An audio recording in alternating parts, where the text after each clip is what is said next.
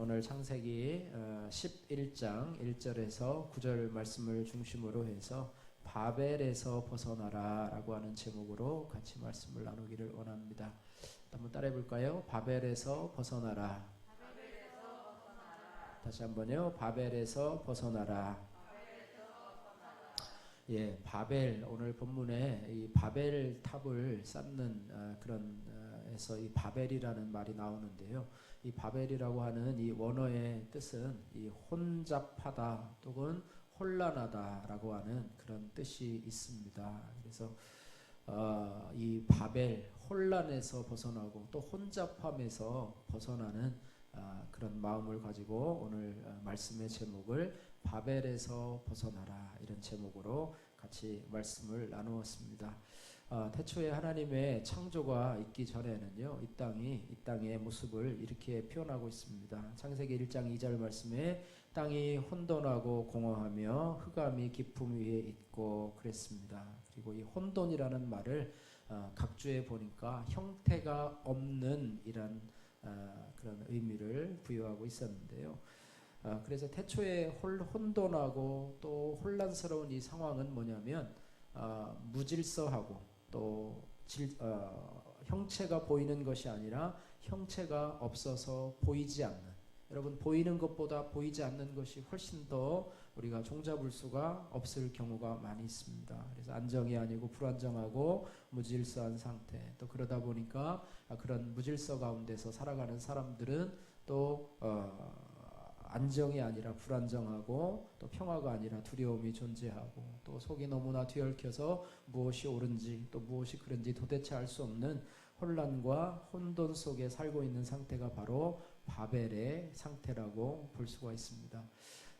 이 노아 홍수 이후에 노아의 가족이 이제는 배에서 노아 방주에서 내려서 이제는 땅에 정착하지 않습니까? 이제 그 이후의 세대가 그저 은혜스럽게 잘 살았으면 좋은데 역시 마찬가지로 타락한 세대이기 때문에 또 한 번 하나님을 반역하는 그런 모습으로 오늘 본문 말씀 가운데 등장합니다. 그래서 그들이 오늘 성경에 보니까 동방으로 옮겨지다가 신할평지라고 하는 곳에 가서 우리가 여기에 성읍을 건설하고 탑을 높이 쌓아서 우리의 이름을 내고 이렇게 살아가자 이렇게 하면서 하는 모습들이 오늘 등장하게 되는데요. 그래서 하나님은 한 언어를 가진 그들의 언어를 혼잡하게 하심으로 바벨탑을 무너뜨리시고 또 성읍을 짓지 못하도록 하시면서 온 땅으로 흩어지게 하는 그런 역사를 보게 되어집니다. 요즘의 시대가 바벨의 시대가 아닌가 생각을 합니다. 혼란의 시대를 저와 여러분들이 지금 살아가고 있습니다. 가치관의 혼돈이 일어나는 시대입니다. 무엇이 옳은지 또 무엇이 그른지 기준이 없는 시대를 살아가고 또 정치인들, 지도자들도 도대체 무엇이 옳은지 무엇이 그른지 여기에 대한 가치관들을 이 백성들이 국민들이 혼란스럽게 하도록 그렇게 살아가고 있습니다. 우리가 늘 얘기하는 것처럼 이 내로남불, 내가 하면 로맨스고 또 네가 하면 불륜이고 이런 시대. 그러니까 자기에게 아전인수격으로 내가 하면 옳은 것이고 우리가 하면 옳은 것이고 남이 하면은 그거는 처단받아야 되고 불법이기 때문에 처벌을 받아야 된다. 이런 식의 그런 가치관을 가지고 있기 때문에 도대체 어떤 것이 옳은지를 알 수 없는 이런 시대 가운데 살아가고 있습니다. 요즘의 시대를 절대주의가 아니라 상대주의가 판치는 시대라고 이야기를 하고 있습니다. 그래서 절대 진리를 이것이 진리다 라고 말을 하면 사람들이 싫어합니다. 너나 해라. 예수 믿으세요. 너나 믿으세요. 기독교를 하면 기독교를 강요한다고 그러고 지금 차별금지법이 이제 나중에는 우리가 예수를 믿는 것은 전도를 하거나 전도 쪽지를 주면 내가 차별받았다. 그래가지고 내가 강요받았다. 내가 억지로 믿으라고 강요받았다 이렇게 신고하면요 우리에게 네가 강요를 했다고 신고가 들어왔는데 그럼 우리는 어떻게 해야 되느냐, 강요 안 했다고 하는 것을 증명을 해야 된대. 내가 강요하지 않았어요 이거를 증명을 하지 않으면 다 붙들려 가는 거예요. 이런 세대, 이 포괄적 차별금지법이 바로 그런 일이라고 하는 거예요. 그래서 이런 문제를 보면서 그저 그냥 진리를 따라가는 세대가 아니라 혼란스러운 바벨의 시대를 살아가고 있는데, 그저 내가 느끼는 대로 그냥 자신의 감정이 진리고 네가 느끼는 대로 내가 하고 싶은 대로 해라, 네가 네 멋대로 살아라, 이게 어떻게 보면 요즘의 시대의 트렌드가 아닌가 생각이 됩니다. 내 마음이 가는 대로 살아라, 뭐 이게 어떻게 보면 그거예요. 어떻게 보면 다른 말로 얘기하면 뭐 네 될 대로, 근데 나쁜 말로 하면 될 대로 되라고요. 좀 좋은 말로 하면 네가 하고 싶은 대로 해라. 하고 싶은 대로. 부모님도 요즘에 자녀들이 하고 싶은 것을 못 말리는 세대가 됐어요. 전에는 자녀들이 가는 길을 부모들이 대충 해서 정해줬어요. 너는 교사가 돼서 교대를 가라. 너는 의사가 돼서 의대를 가라. 그래가지고 그렇게 해서 거기를 따라갔는데, 요즘은요 자녀들이 가겠다는 길을 부모들이 말릴 수가 없어요. 하고 싶은 대로 해라. 뭐 이렇게 시행착오를 곁들여낸, 뭐 그거하고는 좀 다른 생각이긴 하지만, 그래서 내 생각이 진리고 내 느낌이 진리다, 뭐 이런 식으로 가치관의 혼란 시대를 살아가고 있습니다. 그런 이 바벨은 혼란과 혼돈과 무질서, 창조 이전의 그런 혼돈의 세계를 살아가고 있는데, 오늘날도 창조 이후의 세계인데도 불구하고 오늘날 우리가 우리 주위를 또 이 나라를 살아가고 있는 것을 보면 역시 마찬가지로 우리가 바벨의 시대를 오늘도 살아가고 있다, 이렇게 볼 수가 있습니다. 본문에 이 노아 홍수 이후의 사람들이 왜 시날 평지에 이동해서 바벨탑을 쌓았을까? 또 성읍을 건설하고 그들이 함께 모여 살기를 원했을까? 또 그래서 하나님이 그것을 보시고 기뻐하신 것이 아니라 모여서 사니까 참 좋겠구나, 또 탑을 높이 쌓으니까 참 건축물 좋다, 내가 만든 피조물들이 정말로 문명을 통해서 정말로 아름다운 문명을 건설하고 있구나, 또 흩어져 살지 않고 모여서 사니까 얼마나 좋으냐, 이렇게 하면서 칭찬하지 아니하고 내려와 보시고 이렇게 가뒀다가는 그들의 하는 일을 막을 수 없겠다고 이야기를 해서 언어를 혼잡하게 하고 성 건설하기를 그치고 그들을 흩어버립니다. 왜 그렇게 됐을까? 하나님 보시기에 잘못됐기 때문에. 그런데 그 시날 평지로 이동한 노아 이후의 이 세대들이 왜 이렇게 하나님을 대적하는 일을 했을까 생각을 해보니까 두 가지를 생각해 보는데요. 특별히 한 가지는 뭐냐면 하나님의 언약을 잊어버린 세대이기 때문에 그렇다고 하는 거예요. 하나님의 말씀을 잊어버렸기 때문에 오늘 시날 평지에서 이렇게 하나님을 대적하는 일을 합니다. 첫 번째 잊어버린 언약이 뭐냐면, 노아 홍수 이후에 아담과 하와에게도 이런 언약을 주었지요. 사람을 만들고 나서 주었지만 노아 홍수 이후에도 똑같은 언약을 주십니다. 그 언약의 중심이 문화명령인데요. 생육하고 번성하여 땅에 충만하라, 이런 말씀입니다. 따라해 보세요. 생육하고 번성하여 땅에 충만하라. 할렐루야.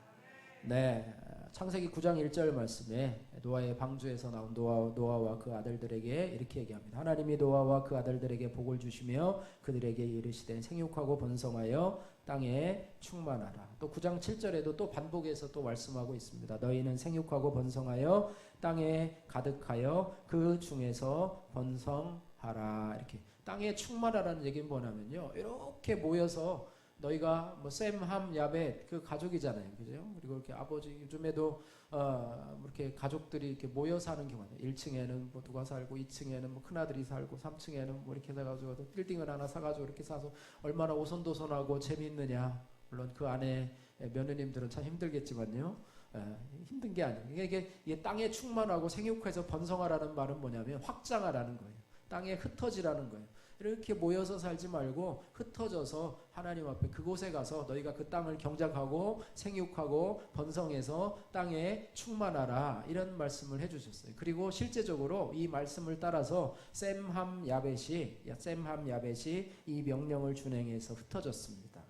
창세기 9장 19절에 보니까 뭐라고 되어 있냐면, 노아의 세 아들로부터 사람들이 온 땅에 퍼지니라 그랬습니다. 그러니까 하나님의 언약의 말씀이 주어진 그 가까운 시기에 있는 사람들은 그 말씀을 기억했어요. 그런데 점점 이 세대가 그 다음 세대가 되고 다음 세대가 되니까 하나님의 생육하고 번성하라고 하는 이 말씀이 점점 잊혀지기 시작합니다. 그죠? 잊어져 버려요. 새까맣게 까먹게 된다는 거예요. 그래서 그런데 이 그런데 이 사람들은 이 명령을 잊어버리고 오히려 동방으로 옮기다가 신할평지라고 하는 좋은 곳에 만나서 그곳에서 정착하고 살자고 이야기를 하고 있습니다. 모일뿐만 아니라 그들이 거기에 도시를 건설하고 또 바벨탑을 쌓고 있습니다. 예, 그래서 2절 말씀에 오늘 본문 2절 말씀을 보니까요, 뭐라고 기록되어 있냐면, 오늘 2절 말씀 한번 같이 한번 읽겠습니다. 2절 말씀 시작. 이에 그들이 동방으로 옮겨가다가 신할평지를 만나 거기 거류하며, 이 거류라고 하는 말이 뭡니까? 정착했다고 하는 말이에요. 정착했다. 잠시 있다가 떠나는 게 아니라 거기에 우리가 그냥 둥지를 트고 살자, 뭐 이런 것이죠. 그래서 하나님의 언약의 말씀을 잊어버린 이들이 온 땅의 언어가 하나요, 말이 하나이기 때문에 하나님의 뜻 대신에 자신들의 뜻을 모아서 우리가 흩어지지 말고 이곳에 모여서 살자라고 결의를 하는데, 그것은 하나님의 흩어져서 땅에 충만하고 번성하라고 하는 그 문화 명령을 무시하는 결과가 되어버렸다고 하는 거예요. 그래서 우리가 한 가지 알아야 될 것은 뭐냐면, 하나님의 말씀을 잊어버린 인생이나 하나님의 말씀을 잊어버린 세대는 바벨이라고 하는 혼란을 경험하게 된다고 하는 거예요. 그러므로 우리는 하나님의 말씀을 잊지 말고, 특별히 언약의 말씀을 우리 마음속에 잘 새기고 늘 기억하고 살아야 되겠습니다. 두 번째로, 이 바벨 세대가 잊어버린 언약이 있는데, 그것은 노아 홍수에 또 하나님께서 그들에게 주신 말씀입니다. 그 말씀이 뭐냐면, 다시는 홍수로 인해서 너희를 멸하지 않겠다고 하는 그런 약속입니다. 네, 창세기 9장 11절 말씀에 보면, 내가 너희와 언약을 세우리니 다시는 모든 생명을 홍수로 멸하지 아니할 것이라. 땅을 멸할 홍수가 다시 있지 아니하리라.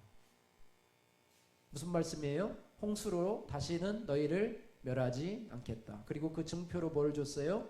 무지개를 주었습니다. 그 증표로 무지개를 구름 속에 두었나니 이것이 나와 세상 사이의 언약의 증거니라, 이렇게 말해요. 노아와 그의 가족들은 이제는 더 이상 홍수로 인해서 이제 멸망당할 두려움에서 이제는 해방되었다고 하는 거예요. 하나님이 오늘날도 저희들에게 무지개를 아직도, 그죠? 노아 홍수 이후에 지금도 무지개를 주시잖아요. 그죠? 무지개를 보면 여러분 어때요?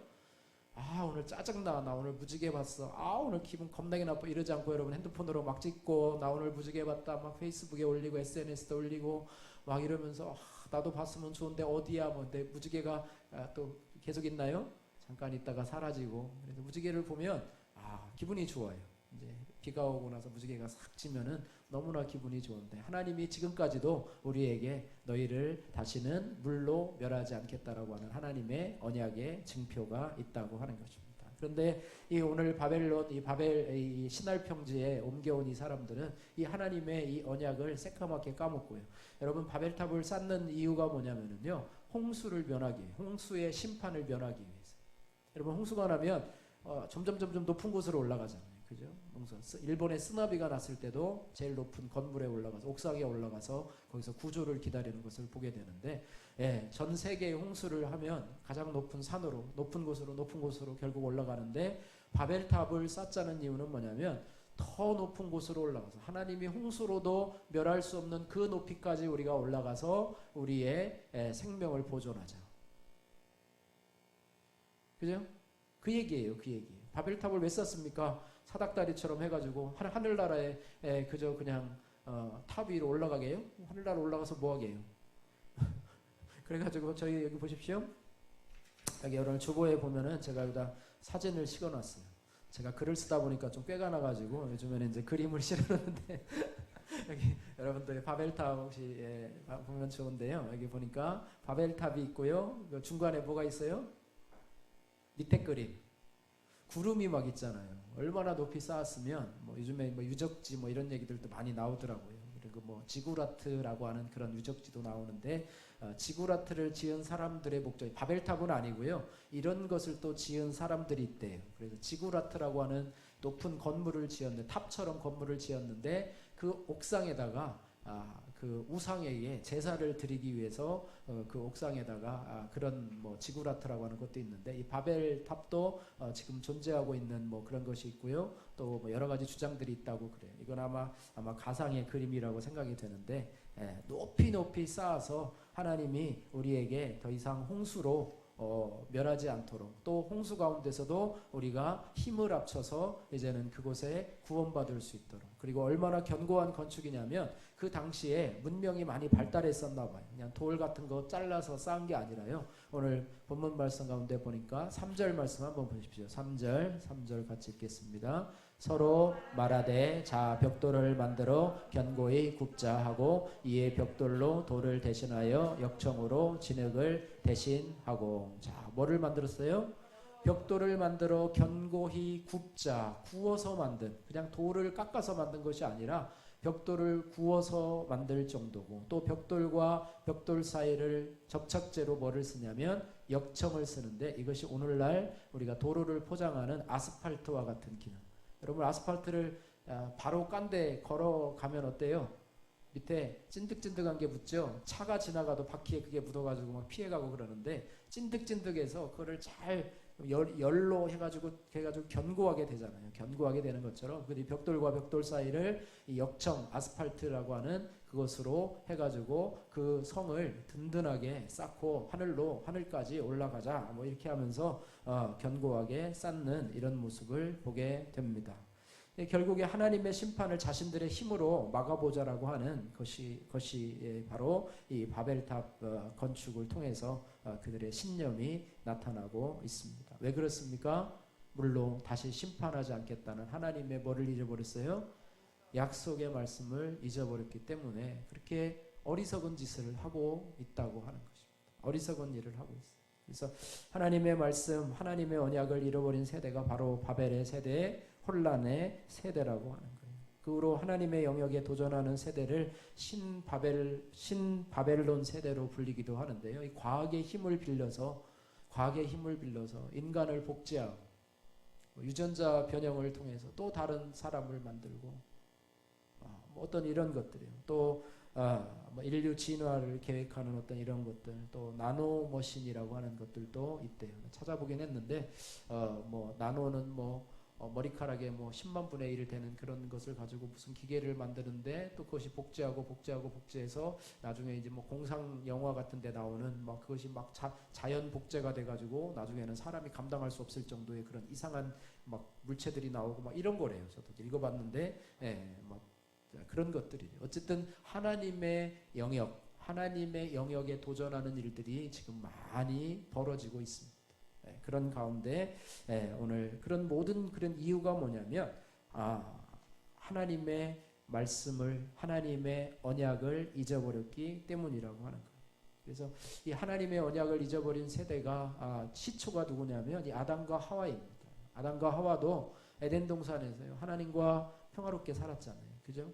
평화롭게 거닐면서 또 하나님과 대화를 하면서 또 하나님께서 거기에 있는 짐승들의 이름을 아담에게 다 지으라고 하면서 서로 교제하면서 은혜롭게 살았잖아요. 근데 하나님께서 하신 한 가지 조항이 있어요. 그죠? 하나를 지키면서 너희가 자유롭게 살아라. 너희가 이 동산에 있는 모든 나무의 열매의 실과를 따먹기는 하지만 동산 중앙에 있는 선악을 알게 하는 나무의 열매는 따먹지 말라. 그리하면 어떻게 하리라? 죽으리라. 정령 죽으리라. 이렇게 하는 그 말씀을 기억하고 저걸 볼 때마다 하나님이 따먹지 말라 그랬지. 하나님의 말씀을 기억하며 살았으면 좋은데, 어느 날 이 뱀이 나타나가지고 그것을 흔들어 버립니다. 정말 따먹지 말라고 했냐? 그걸 먹으면 정말로 죽을까? 그랬더니 이 하와도 그래, 따먹지 말라고 하긴 했는데 그걸 죽을라나? 따먹으면 죽을라나? 그걸 보니까 그러면서 그거 따먹어도 안 죽어. 하나님이 네가 하나님처럼 될까봐 하나님이 거짓말하신 거야. 그리고 그걸 보니까 보암직도 하고 먹음직도 하고 지혜롭게 할 만큼 탐스러운지라. 그래가지고 하와가 먼저 그 선악을 알게 하는 나무의 열매를 따먹고, 또 누구에게 권해요? 아담에게도 권해가지고 둘 다. 그래가지고 어떻게 해요? 아담아 네가 어디 있느냐 그랬더니 내가 두려워서 지금 나무 덤불 사이에 숨었나이다. 그리고 자기가 에덴 동산에서는 그저 벌거벗고 살았는데 무화과나무 잎을 엮어가지고 치마를 만들어서 살아가고 있고, 그렇게 공존하면 좋은데 또 하나님이 두려워한 것이 뭐냐면 이들이 선악을 알게 하는 나무의 열매도 따먹었으니까 거기에는 또 하나의 열매가 있어요. 무슨 열매가 있어요? 생명나무. 생명나무의 과실이 뭐냐면 그것을 따먹으면 영생하는, 천국에 보면은 그 생명나무의 과실들이 뭐 좌우에 이렇게 있다고, 강가에 좌우에 있다고 하지 않습니까? 그래서 그것까지 따먹으면 이제는 안 되겠다 싶어가지고 어떻게 해요? 쫓아내버리잖아요. 그것이 바로 뭐냐면, 이거 쫓겨난 이유가 뭐냐면 하나님의 언약을, 하나님의 말씀을 잊어버렸기 때문에. 잊어버렸다고 하는 것은 뭐냐면 무시했다는 거예요. 무시했다는 것입니다. 그래서 그런 시초가 거기에서 등장을 하게 되고, 오늘 바벨의 이런 사람들도 역시 마찬가지로 또 동일하게 하나님의 말씀을 잊어버리고 또 바벨탑을 쌓는 그런 타락한 존재로 살아가게 되는 그런 결과를 갖게 되었다고 하는 것입니다. 그래서 이 바벨의 혼란을 가져온 이 사람들의 주요한 특징 가운데 하나가 뭐냐면 바로 인본주의입니다. 한번 따라해 보세요. 인본주의. 휴머니즘이라고 얘기도 하고요. 인본주의라고 합니다. 그래서 인본주의는 간단하게 얘기하면 하나님을 대적하고 인간을 존중하는 그런 사상입니다. 그들은 바벨탑을 쌓으면서 하는 말이 인본주의라고 하는 것을 드러내고 있는데요. 4절 말씀 한번 같이 한번 읽어볼까요? 4절 말씀 같이 한번 읽어보겠습니다. 또 말하되 자 성읍과 탑을 건설하여 그 탑 꼭대기를 하늘에 닿게 하여 우리의 이름을 내고, 온 지면에 흩어짐을, 그거는 그렇고요. 탑 꼭대기를 하늘에 닿게 하여, 여기까지는 되고요. 그 다음에 뭐냐면 우리 이름을 내고, 그죠? 탑 꼭대기까지 닿게 하여 하나님께 영광을 돌리고 이랬으면 됐는데 우리의 이름을 대고, 누구의 이름을 내요?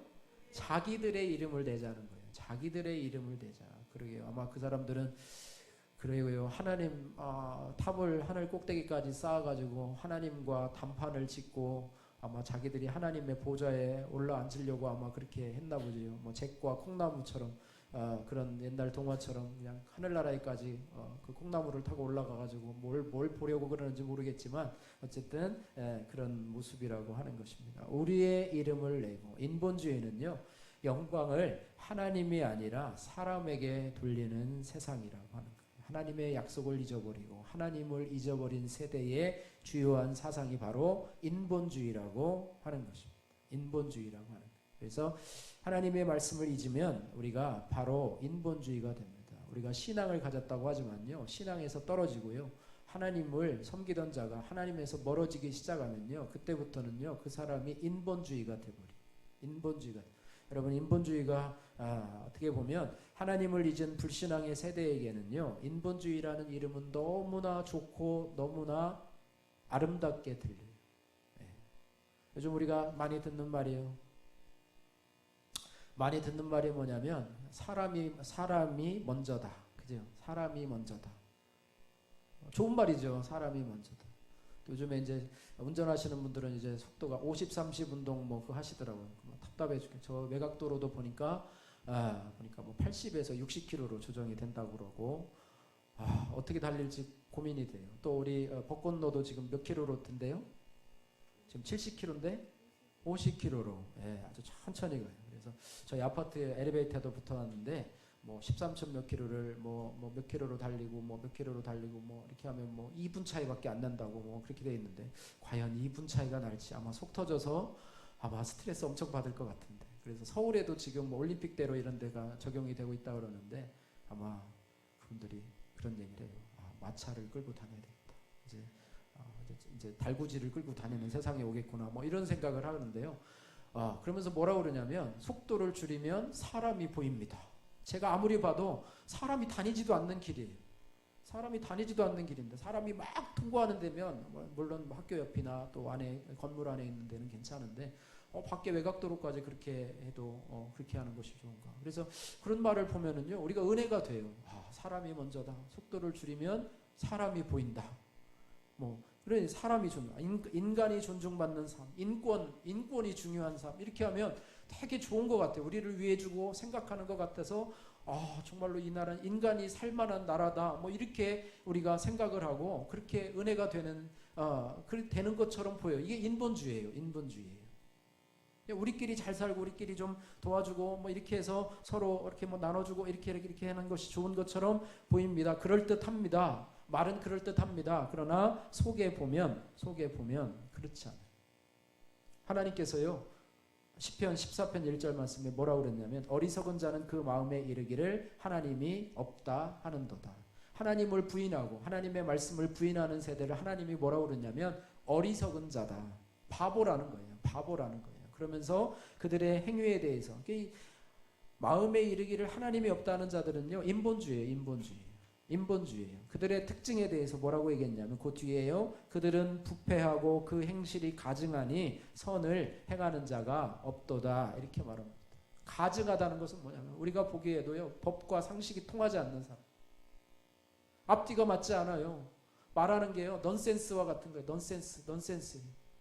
오늘 내가 잠깐 기사를 읽어봤는데 넌센스에 대한 하나가 뭐냐면 저에게 아이스크림을 주세요. 그러면 좋잖아요. 근데 어떤 아이스크림을 달라고 그러는 거예요? 넌센스면 뜨거운 아이스크림을 주세요. 말이 돼요, 안 돼요? 저에게 뜨거운 아이스크림을 주세요.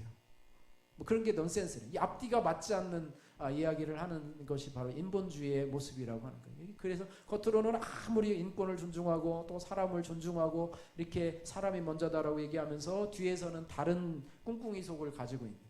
그래서 그들은 타락하고 가증하고 또 뭐예요? 선을 행하는 자가 없도다 이렇게 말하고 있어요. 신앙은요, 인본주의가 아니고 신본주의입니다. 할렐루야. 여러분, 인본주의는요, 여러분요, 하나님께서 뭐라고 얘기하냐면 하나님께서 두 가지 큰 계명을 말합니다. 성경에서 큰 계명이 두 가지가 있어요. 뭐죠? 무슨 사랑? 하나님 사랑, 이웃 사랑이에요. 근데 만약에 그 순서를 바꿔 보세요. 이웃 사랑, 하나님 사랑하면 그럼 어떻게 돼요? 이웃 사랑, 하나님 사랑, 그 인본주의예요. 하나님 사랑, 이웃 사랑하면 신본주의예요. 하나님을 사랑하면 당연히 이웃을 사랑하게 돼 있어요. 그런데 이웃만 사랑하면 하나님 사랑하는 데는 가질 않아요. 여러분, 지난번에 그랬잖아요. 제가 요한삼서 1장 2절 말씀에 내 영혼이 잘됨 같이 내가 범사에 잘되고 강건하기를 원하노라. 그 순서를 살짝 바꿔놔보세요. 내가 범사에 잘되고 강건함 같이 내 영혼이 잘되기를 바라노라. 우선순위가 뭐냐면 범사가 잘되고 강건하고, 이게 인본주의예요. 그러나 내 영혼이 잘됨 같이는 뭐냐면 하나님과의 관계예요.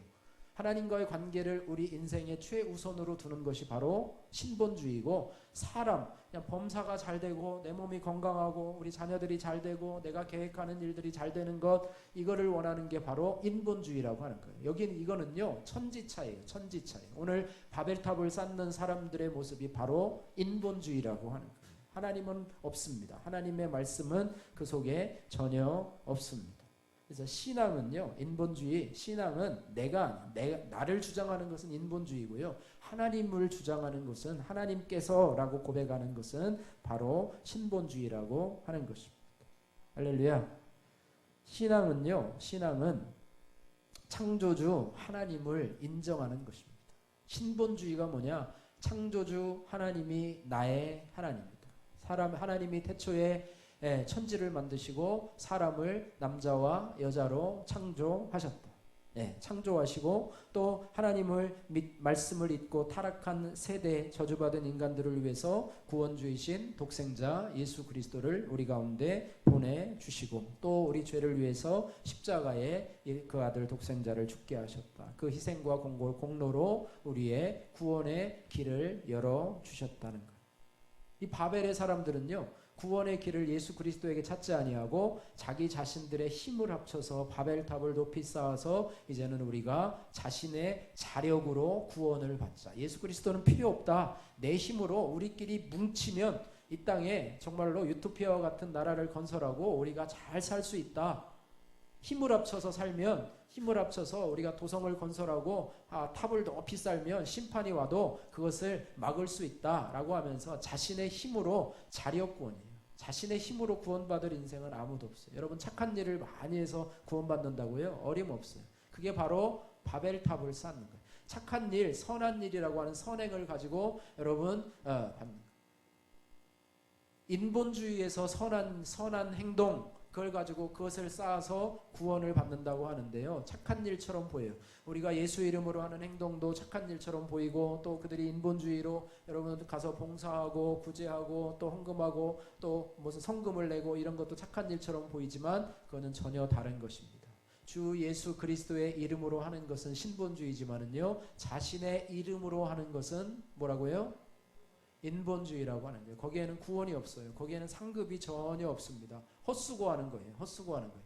그 영광을 다 누가 받아먹습니까?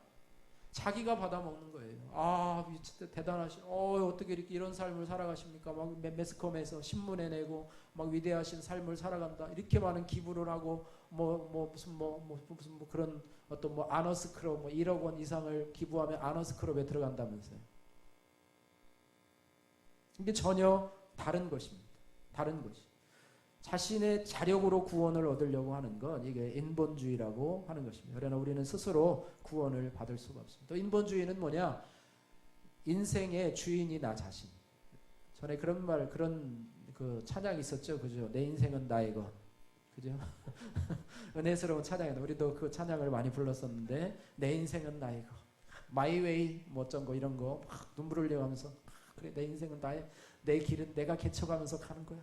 힘들어도 내가 꿋꿋이 가야 돼 하면서 막 은혜스럽게 불렀던 찬송인데 내 인생은 나의 것이 아니고요. 내 인생은 하나님 것이에요. 내 인생의 주인이 하나님이시라고 하는 것을 고백하는 것이 믿음이고 그것이 신본주의예요. 할렐루야.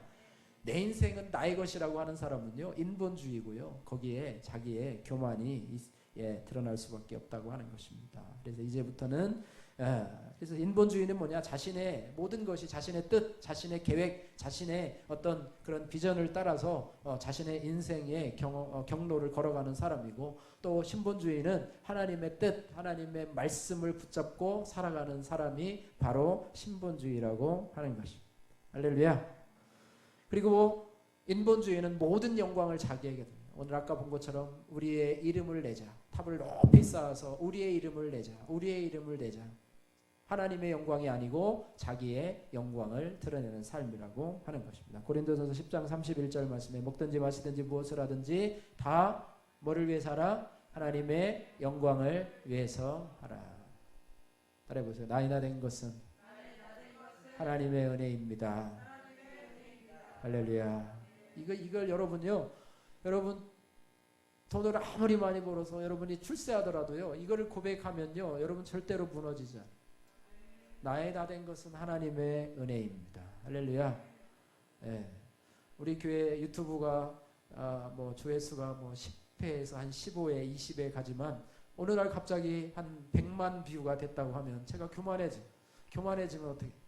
우리 유튜브가 너무 유명해져가지고 그래요. 그래도 나의 다 된 것은 하나님의 은혜입니다. 고백하면 무너지지 않아요. 근데 내가 높아지고 내가 드러나기 시작하고요. 유명인이 되면 거기에 교만이 들어오고 그게 멸망의 길이 될 수밖에 없다는 거. 따라해보세요. 나의 다 된 것은 하나님의 은혜입니다. 할렐루야. 여기에요. 뭐가 들어있냐면 하나님 앞에 영광 돌리는 그 멘트까지 다 들어가 있는 거예요. 나의 다 된 것은 하나님. 사도 바울이 고백한 나의 다 된 것은 하나님의 은혜입니다. 내가 병자에게 기도해서 치유함 받은 것 그것도 나의 다 된 것은 하나님의 내 능력이 아니고 하나님의 능력입니다. 내가 돈이 많아서 기부할 수 있고 도움을 줄 수 있는 것 이것도 하나님의 은혜입니다. 내 것으로 주는 게 아니라 하나님이 주신 것으로 나눠주는 것입니다. 내 재능이 아무리 뛰어날지라도 나의 나 된 것은 하나님의 은혜입니다. 모든 것에 다 적용할 때 우리는 넘어지지 않아요. 우리가 주일날 오후에 공부했던 웨스터민스터 신앙 소요리 문답 제1답에 뭐라고 되어 있습니까? 사람의 제일 되는 목적은 하나님을 영화롭게 하고 그를 영원토록 즐거워하는 것이다. 이렇게 말씀하고 있습니다. 그래서 인본주의자들의 결국은 어떻게 되는가? 오늘 본문 말씀 가운데 보니까 바벨탑을 쌓고요. 모여서 흩어짐을 면하자 하고 성읍을 건설하던 자들을 하나님께서 위에서 보고 계십니다. 자, 보세요. 자, 5절 말씀 한번 보세요. 5절 말씀 같이 한번 읽겠습니다. 여호와께서 사람들이 건설하는 그 성읍과 탑을 보려고 어떻게 해요? 가만 놔두는 게 아니라 도대체 쟤들이 뭐 하는 거야? 라고 하면서 보려고 내려오셨더라. 자, 6절 말씀 한번 보세요. 6절 7절까지 같이 한번 읽겠습니다. 시작. 여호와께서 이르시되 이 무리가 한 족속이요 언어도 하나이므로 이같이 시작하였으니 이후로는 그 하고자 하는 일을 막을 수 없으리로다. 자, 우리가 내려가서 거기서 그들의 언어를 혼잡하게 하여 그들이 서로 알아듣지 못하게 하자 하시고 8절까지요. 여호와께서 거기서 그들을 온 지면에 흩으셨으므로 그들이 그 도시를 건설하기를 그쳤더라. 아멘. 예, 하나님은 그들의 행위를 보시고 그들이 하나님의 영역에 도전하는 것을 결단코 보지 않으시고 하나님은 그 계획을 멸하셨다라고 하는 것입니다. 하나님의 간섭하심으로 인해서 하나님은 그들의 교만과 인본주의를 무너뜨리십니다. 언어를 혼잡하게 하고 온 지면에 흩으심으로 인해서 탑 쌓기를 중단하게 하고 도시 건설하기를 중단하게 하는 것이라고 하는 것입니다. 결국에는 하나님의 말씀을 잊고요, 하나님을 대적하고 인간을 존중하는 인본주의는 결국 하나님의 심판을 받을 수밖에 없고요, 그것이 바로 멸망하는 길이라고 하는 거예요. 하나님을 무시하고 인간을 존중하는 것은 뭐냐면 하나님의 자리에 사람이 들어가는 거예요. 그게 뭐냐면 교만입니다. 교만이에요. 그래서 우리가 잘 아는 것처럼 교만은 뭐의 선봉이에요? 패망의 선봉이요. 거만한 마음은 뭐의 앞잡이라고요? 넘어짐의 앞잡이다. 잠언 16장 18절의 말씀입니다. 타락한 세상은 끊임없이 창조주 하나님을 대적하는 그런 바벨의 세상입니다. 저와 여러분들이 살아가는 세상도 지금 바벨의 혼란의 세상, 하나님을 잊어버리고 하나님의 언약의 말씀을 잊어버리고 하나님을 대적하는 그런 상태로 살아가고 있는 그런 상황입니다. 그런 상황 가운데서 우리가 어떻게 살아야 되는가? 그거는 너무나 분명해요. 우리가 이 바벨의 세상에서, 인본주의의 세상에서 우리가 어떻게 살아가야 되는가? 그거는 제가 대답을 제시하지 않아도 여러분이 스스로 잘 아는 거예요. 하나님의 말씀을, 하나님의 언약을 잊지 말고 살아가는 세대가 되어야 될 거라고 하는 것입니다. 말씀을 잊지 말고 하나님을 의지하며 살아가요.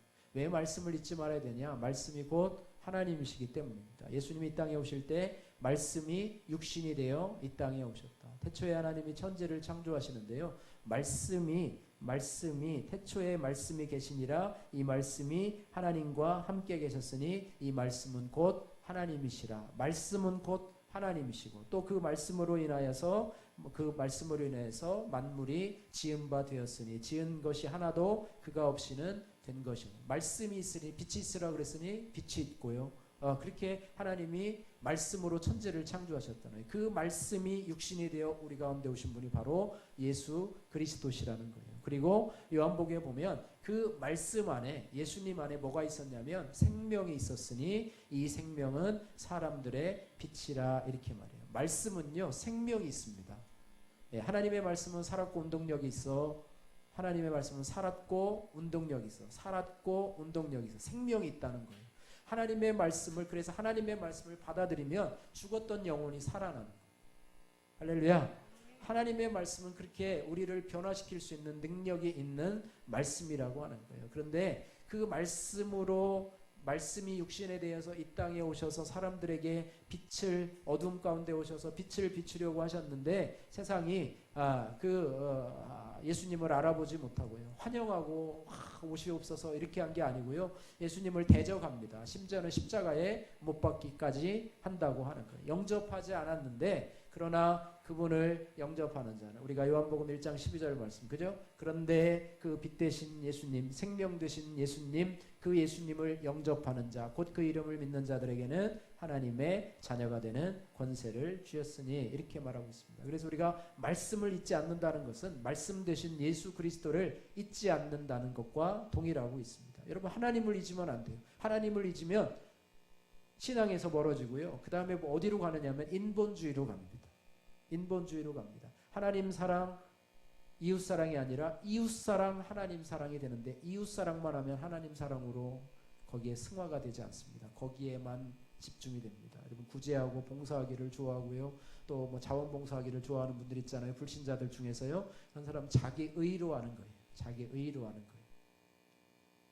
너무나 다르다는 거예요. 그래서 예수님께서는요, 생명이라고 말해요. 생명이라고. 그래서 우리가 예수님을 말씀을 통해서 예수님을 영접하는 자에게는 그 안에 뭐가 있어요? 생명이 있습니다. 그 생명은 영원한 생명. 에덴 동산에 있었던 생명나무 실과에 있던 그 생명의 열매, 영생의 선물을 가지고 우리 안에 오시는 거예요.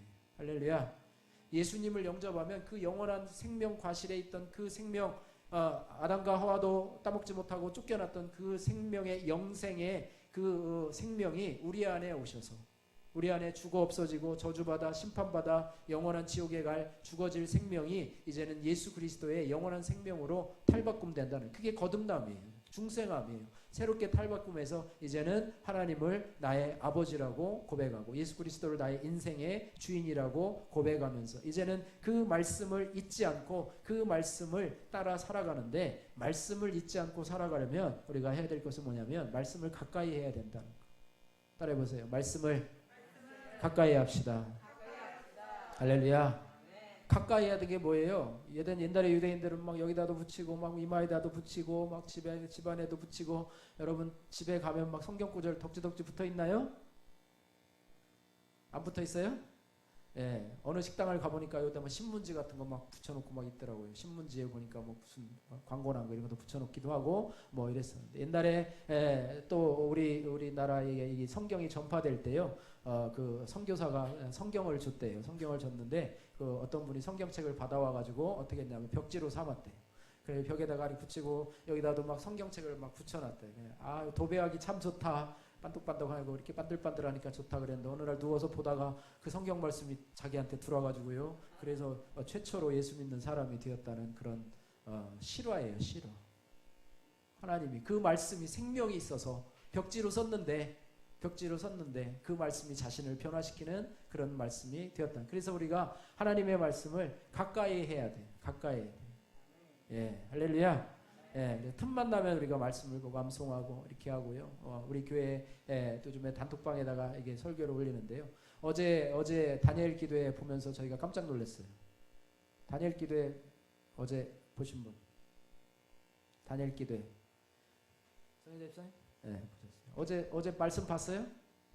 어제 저희가 나눈 말씀 뭐였죠? 즐거워하는 자들 함께 즐거워하고 우는 자들 함께 울라는데요. 그 본문이 어제 그 본문이었어요. 그래서 너무 놀라가지고 또 어저께 또 말씀 보냈더니 또 집사님 또 우리 민우 그 인생 말씀이라고 우연히처럼 보내는데, 제가 계획하는 것도 아니에요. 그냥 카피풀에서 제가 다운받아서 이렇게 매일매일 주는데요. 그렇게 해요. 그래서 여러분 이 말씀을요, 말씀을 여러분 별거 아닌 것 같아도요. 전에는 어떻게 했냐면 그냥 우리가 하는 것처럼 눈팅했어요. 눈팅. 딱 보내면 저도 다른 분들한테 보내면요 거의 반응이 안 와요.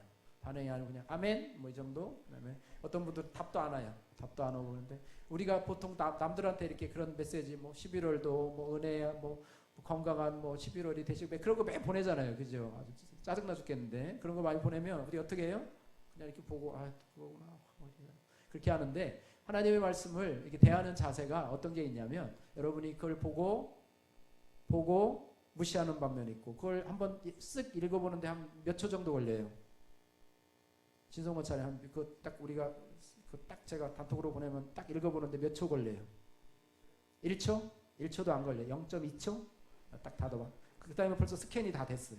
그리고 조금 더 신경 쓰는 사람은 아멘 두 글자 치는데 몇 초 걸려요? 하은아, 아멘 치는데 1초도 채 안 걸리지? 워낙 빛의 속도로 요즘 애들 치기 때문에 그래요. 그리고 더 나가서는 이제 성경 구절을 또 치는데 그건 얼마 정도 걸려요? 저는 자꾸 헷갈려가지고 오타도 나고 그래가지고. 하은이 예은이는 진짜 빨리 치더라. 그지? 한 10초? 10초만 칠 거예요. 막 카톡 보내는 거 막 손이 안 보여요. 막 손이 안 보여. 엄지족이라고 그러는데. 그래. 저희는 또 보고 또 한번 오타난 거 없나 또 다시 확인하고 또 위랑 비교하고 이렇게 하다 보니까 한 1분도 더 걸리는 것 같아요. 어쨌든 그렇게 해요. 근데 어저께 제가 우리 진성모찰님 우리 지원하고 있는 우리 정일재 선교사님한테 그걸 보냈더니요. 되게 고맙대요. 고맙다고 하면서 뭐 멘트까지 막 날려가지고 보냈어요. 그러면서 이 말씀 암송하면 좋겠네요. 그러는 거예요. 그래서 저도 무슨 암송까지 해요. 저도 그런 생각을 했거든요. 근데 가만히 생각해 보니까 암송하면 좋겠더라고요. 그래서 저도 어저께 이제 저희가 아침마다 우리 전자공고에 우리 아침에 아르바이트 나가잖아요. 주보에 냈는데 모르셨죠? 네.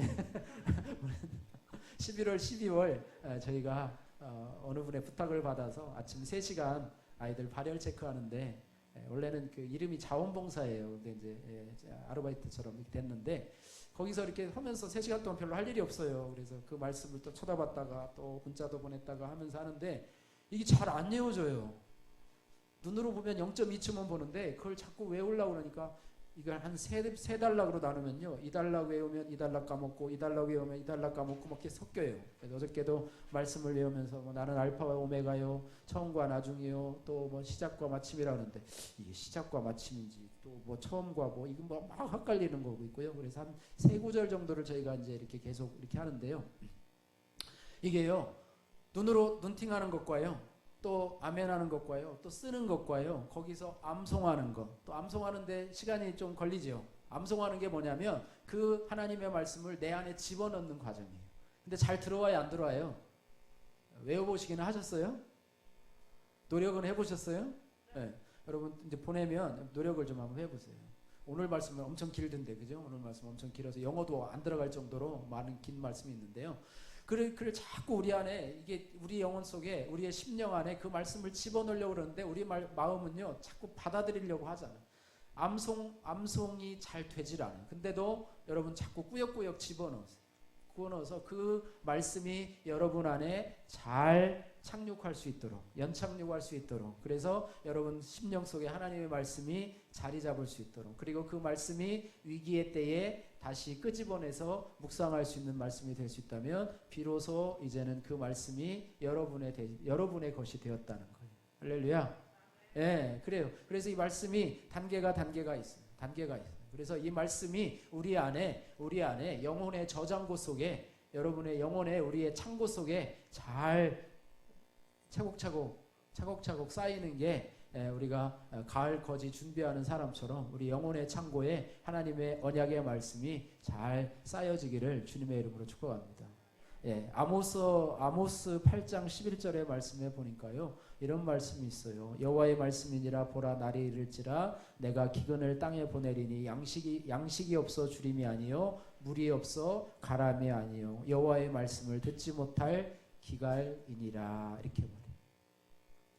먹을 게 없어서 우리가 주림이 아니고요. 물이 없어서 갈증 나는 것이 아니고 여호와의 말씀을 듣지 못해서 이제는 갈증이 생긴다. 또 그 뒤에 말씀 보니까 사람이 이 바다에서 저 바다까지 북쪽에서 동쪽까지 비틀거리며 여호와의 말씀을 구하려고 돌아다녀도 얻지 못하리니 그날의 아름다운 처녀와 젊은 남자가 다 갈아여 쓰러지리라. 이런 말씀이 있어요. 때가 되면요. 하나님의 말씀을 들으려고 해도 듣지 못할 때가 하나님의 말씀이 문을 딱 닫아버려요. 하나님 말씀을 딱 닫아버릴 때가 온다는 거예요. 참 무섭죠. 지금은 말씀이 너무 자유스럽잖아요. 하나님 말씀을 듣고 우리가 그 말씀을 묵상하고 너무 자유로운 세상이잖아요. 근데 하나님이 언젠가는 그 말씀의 문을 꽉 닫아버려요. 말씀을 들어도 깨닫지를 못해요. 말씀을 들어도 아무런 생각이 없는 사람들의 마음을 만들어버려요.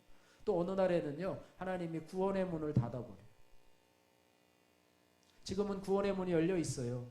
지금은 우리가 내가 예수님을 믿고 싶다. 그러면 교회 나와서 말씀 듣다 보면 하나님이 구원의 문이 열렸다는 게 뭐냐면 그 사람에게, 사모하는 사람에게 구원의 은혜를 주시는 거예요. 믿음의 은혜를 주시는 거예요. 이거는 구원의 문이 열려 있다는 거예요. 그러나 이것이 영원토록 지속되진 않을 거라는 거예요.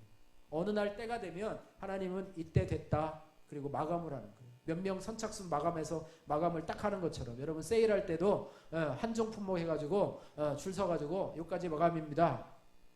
전에 코로나로 인해서 마스크 배급받을 때도 가가지고 여기까지 한정입니다. 그리고 뒤에 있는 사람은 타요 못 타요? 못 타요. 돌아가야 돼. 돈 있어도 못 타요. 그런 것처럼 구원의 때가 마지막에는 닫혀서 아무리 교회 나와서 내가 믿음을 얻으려고 해도 하나님이 믿음을 안 주시는데 아무리 내가 회개를 하고 해도 내가 막 몸부림을 치고 금식을 하고 해도 하나님이 믿음을 안 주셔서 구원의 문이 이미 닫혀서 이제는 때가 돼서 늦은 거예요. 내일 믿지, 그 다음에 믿지, 나 다음에 믿지, 이렇게 해서 미루던 사람들이 나중엔 구원의 문이 닫히고 또 말씀의 문이 닫혀서 이제는 말씀의 문이 닫히면 어떻게 하냐면 우리 안에 있는 곳으로 살아요. 여러분 동굴 같은 거나 아니면 그 건물이 이렇게 동굴 속에서 이렇게 뭐가 터널 같은 데서 이렇게 무너져 가지고 거기서 버틸 수 있는 방법이 뭐예요?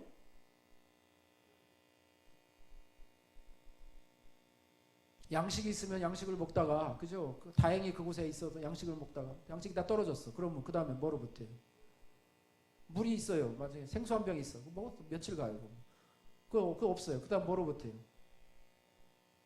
어떤 사람은 뭐 자기 소변으로 뭐 한다고 하는데 뭐 그런 것도 뭐 그래서 그것도 다 떨어졌어. 없어요. 그러면 그냥 자기 체지방 갖고 버티는 거예요.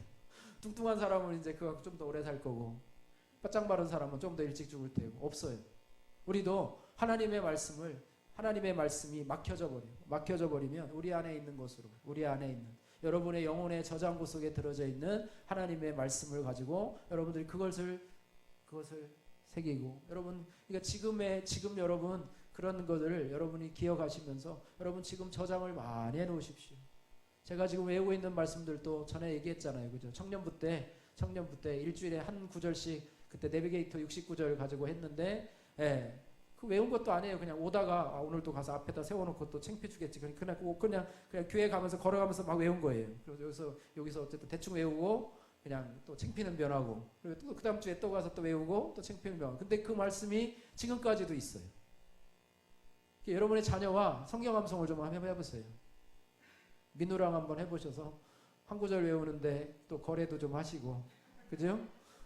그냥 공짜는 없잖아요. 근데 여러분 자녀가 그 말씀을 이렇게 했다면, 내비게이터 69절도 좋고요. 아니면 저희가 요즘에 계속 하고 있는 성경 구절, 이 구절을 이렇게 해서 해줘요. 교회에서 하라면 안 하더라고요, 애들이.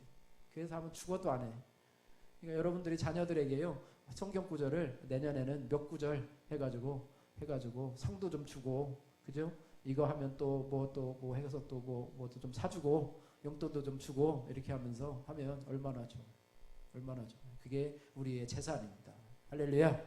네, 그게 재산이에요. 그래서 말씀을 잊지 않고 살아가기 위해서는 말씀을 늘 가까이 해야 되고요. 그 말씀을 우리 영혼 속에 여러분 암송을 통해서 암송을 해야 그 다음에 묵상이 되더라고요.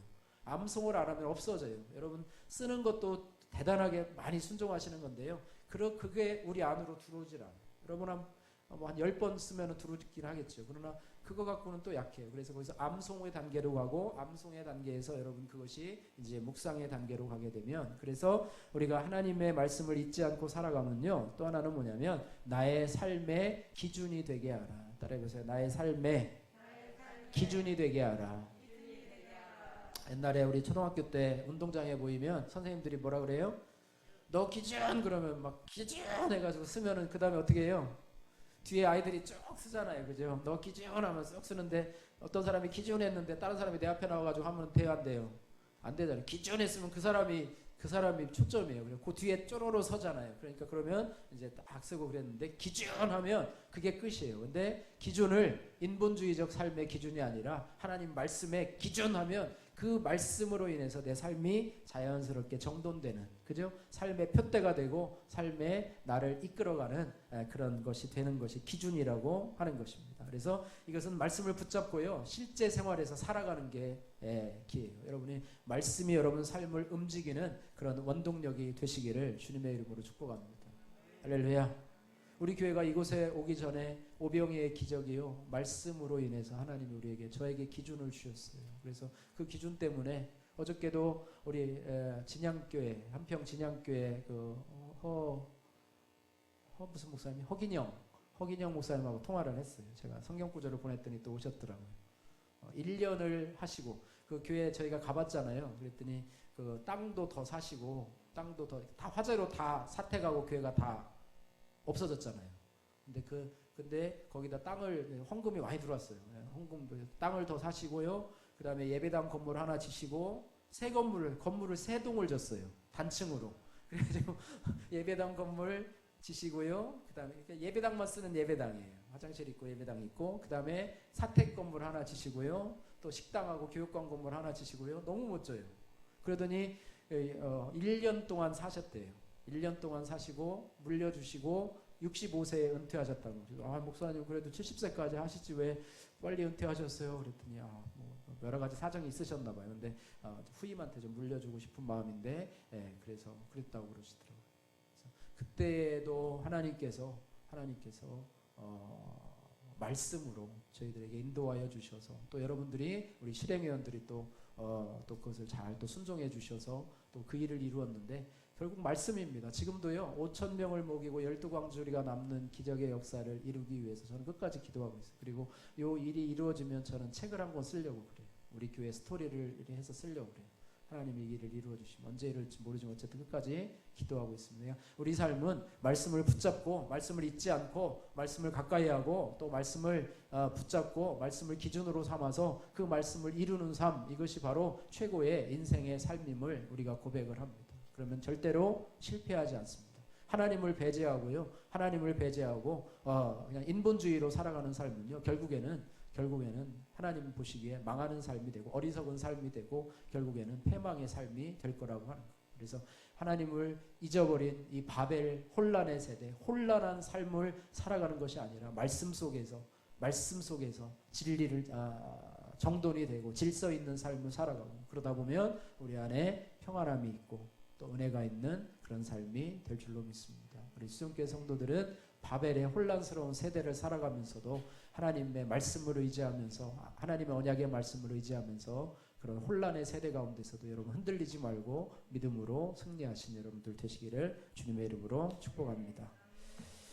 기도하겠습니다. 고마우신 아버지 하나님 감사합니다. 오늘도 하나님 저희들 주의 전으로 불러주셔서 하나님 아버지 하나님을 대적하는 이 바벨의 이 탑을 쌓는 이 사람들의 모습을 보면서 이들이 하나님의 언약을 잊어버려서 하나님 땅에 흩어져서 정말로 하나님 번성하라는 하나님의 말씀을 잊어버리고 또 땅을 다시 물로 심판하리라는 약속을 잊어버리고 저들이 아버지 모여서 살고 또 바벨탑을 높이 쌓아서 스스로 자신의 구원을 이루려고 하는 어리석은 삶을 살아가게 됩니다. 하나님 아버지 저희들은 하나님의 말씀을 잊어버리지 아니하고 하나님 가치관의 혼란스러운 이 바벨과 같은 이 세대 가운데서 저희들이 하나님의 말씀을 붙잡고 그 말씀을 의지하며 그 말씀을 우리의 삶의 기준으로 삼고 우리의 영혼의 창고에 하나님의 말씀을 많이 드리며 믿음으로 살아가는 흔들리지 않는 우리 성도들 될 수 있도록 역사하여 주시옵소서. 감사드리며 예수님의 이름으로 기도하옵나이다. 아멘.